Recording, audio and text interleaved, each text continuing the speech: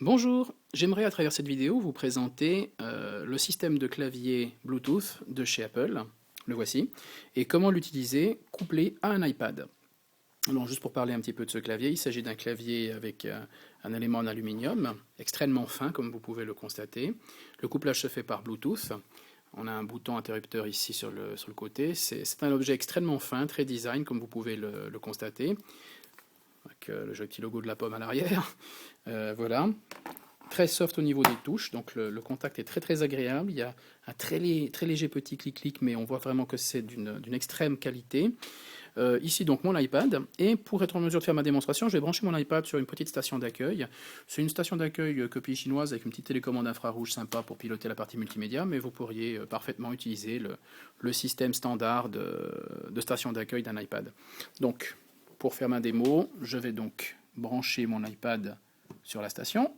Hop, voilà, logo charge qui devrait arriver, voilà c'est parfait. Je vais déverrouiller mon iPad. Oups, voilà, rentrer le mot de passe, voilà, c'est fait. Je vais maintenant dans la partie des réglages. Voilà, donc là mon Bluetooth est éteint. Pour être en mesure de faire le couplage, je vais allumer le clavier, donc il y a ce petit bouton pousseur sur le côté. J'appuie une seule fois. Et on peut voir une petite diode verte qui va se mettre à clignoter, qui indiquera que le clavier est en mode découverte. Voilà, donc il est présenté, il est visible.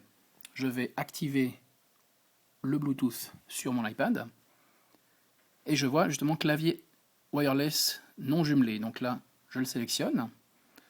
Je vais avoir un message ici qui indique qu'il faut que je rentre un PIN pour valider l'accès, et de le taper directement sur le clavier.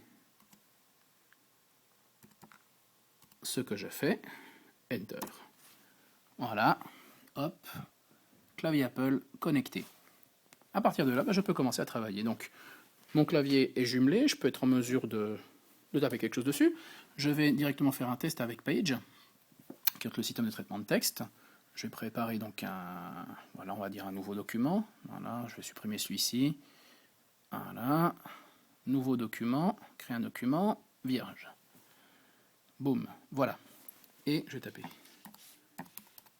Voilà, et on peut voir qu'effectivement, ça fonctionne.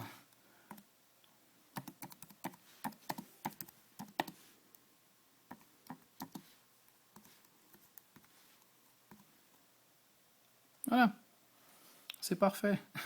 Donc je peux bien évidemment faire toutes les fonctions que l'on peut avoir avec le clavier habituel. Modification de style, on peut être en mesure de pouvoir donc après faire toutes les opérations qu'on souhaite avec le changement de la taille de police, voilà par exemple, tac. Voilà.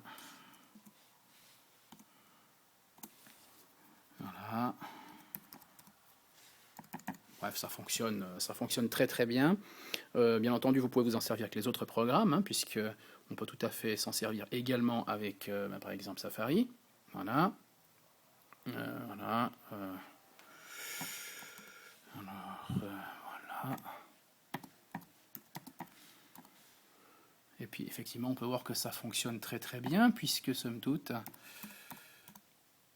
voilà. On arrive vraiment à pouvoir le faire très facilement. Voilà, donc ça marche bien, je peux dire qu'effectivement j'en suis assez satisfait. Donc voilà, c'est quelque chose qui nous permet de pouvoir travailler rapidement et tout, donc quelque chose de très fluide au niveau du clavier, donc taper les adresses, etc. La partie amusante aussi, donc on peut tout à fait, donc, par le biais du clavier, augmenter ou réduire la luminosité, donc les fonctions, les touches de fonction. Voilà, hop, et je peux ici donc voilà, réduire la luminosité. Je peux être en mesure aussi de jouer sur le volume. Donc ça c'est une des fonctions que l'on a aussi avec voilà, augmentation, etc. Donc par combinaison de touches. Donc c'est vraiment le clavier Apple par excellence que l'on peut être en mesure donc d'utiliser aussi bien sur un MacBook que sur un PC puisque c'est un clavier Bluetooth. Et comme vous pouvez le voir donc sur un iPad. Voilà. J'espère que cette démonstration vous aura plu. Merci et à bientôt.